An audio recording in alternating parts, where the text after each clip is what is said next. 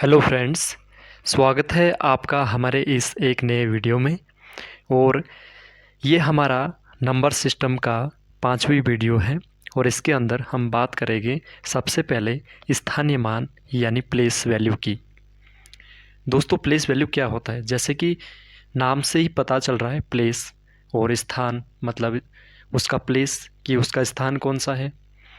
तो समझते हैं बहुत आसान भाषा में कि जैसे मान के चलो कि मैंने एक संख्या लिखी है,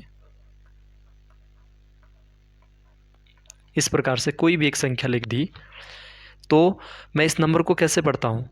इकाई, दहाई, सैकड़ा, हज़ार, 10,000, लाख, लाख एंड 10 लाख, यानी वंस, टेंस, 100, फिर 1000, 10,000, लाख, 10 लाख। इस प्रकार से इस संख्या को पढ़ूंगा। और अब मैं बात करता हूँ इसके प्लेस की, यानी वंस, टेंस, 100, फिर 1000, 10,000, लाख, 10 लाख। ये जो संख्या है यह है 24,76,767। तो अगर मैं 7 को देखता हूँ तो जो 7 है इसका जो प्लेस है वो यूनिट प्लेस है, मतलब इकाई का अंक है, इकाई का स्थान है। तो जो 7 है, अगर मैं 7 को इकाई का मतलब 1 से गुणा करता हूँ तो इसकी जो वैल्यू आएगी वो 7 आएगा। इसी प्रकार से अगर मैं 6 को देखता हूँ तो 6 का जो प्लेस है, जो स्थान है, वो है 10th प्लेस, यानी दहाई का अंक है। तो यदि 6 को दहाई का मतलब 10 से मल्टीप्लाई करता हूँ तो इसकी जो प्लेस वैल्यू है वो 60 हो जाएगी।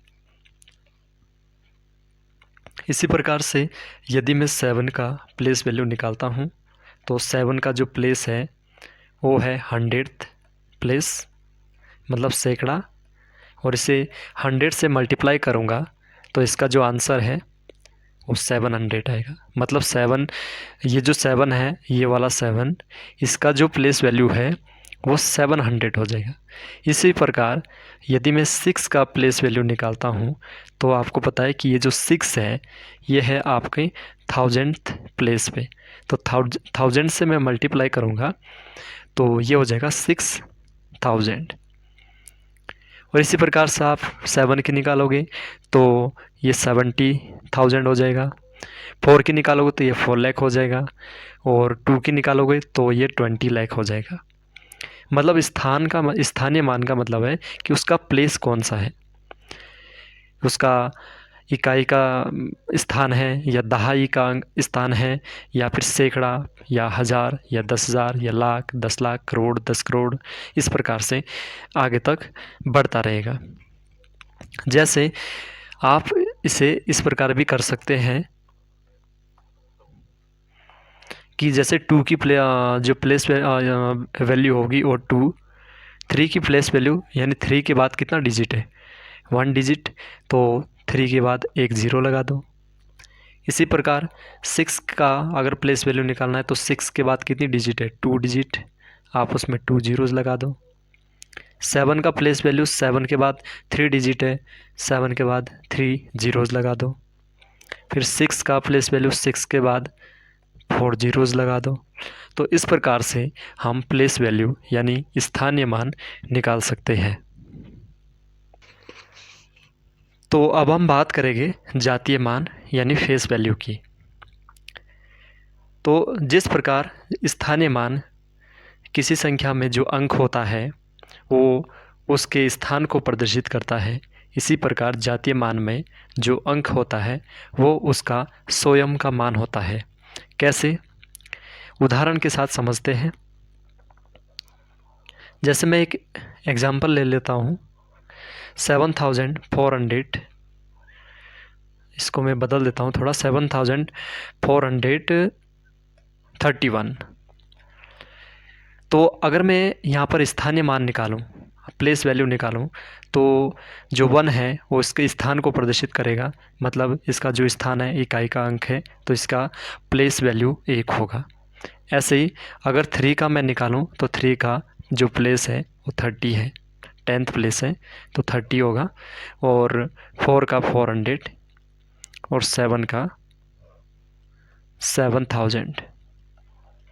लेकिन जातीय मान में यदि मैं इन्हीं संख्याओं में से इन्हीं अंकों का फेस वैल्यू ज्ञात करता हूँ, जैसे 7431 का फेस वैल्यू यानी जातीय मान ज्ञात करता हूँ, तो जो 1 है ये इसको स्थान को प्रदर्शित नहीं करता है, ये स्वयं के वैल्यू को यानी स्वयं के मान को प्रदर्शित करेगा। तो इसका जो स्वयं का जो मान है वो 1 है। इसी प्रकार से 3 का जो स्वयं का जो मान है वो 3 है, और 4 का जो स्वयं का जो मान है वो 4 है, और 7 का जो स्वयं का जो मान है वो 7 है। तो इस प्रकार स्थानीय मान, ये आपका स्थानीय मान था, और ये आपका जातीय मान था, जातीय मान है। तो इस प्रकार से स्थानीय मान और जातीय मान में डिफरेंस है। स्थानीय मान मतलब उस अंक का उस नंबर, उस संख्या में उस अंक जो नंबर जो स्थान प्रदर्शित कर रहा है वो मान, और जो फेस वैल्यू है जातीय मान है मतलब उसका स्वयं का मान जो उसकी खुद की वैल्यू है। यहाँ पर प्लेस की वैल्यू है, स्थान की है, और यहाँ पर स्वयं की वैल्यू है। तो मुझे लगता है कि आप इन एग्जाम्पल से, इन उदाहरणों से समझ चुके होंगे। मिलते हैं एक और नई वीडियो में, तब तक के लिए सीखते रहिए और खुश रहिए, और चैनल को प्लीज़ सब्सक्राइब कीजिए, लोगों तक पहुंचाइए। धन्यवाद।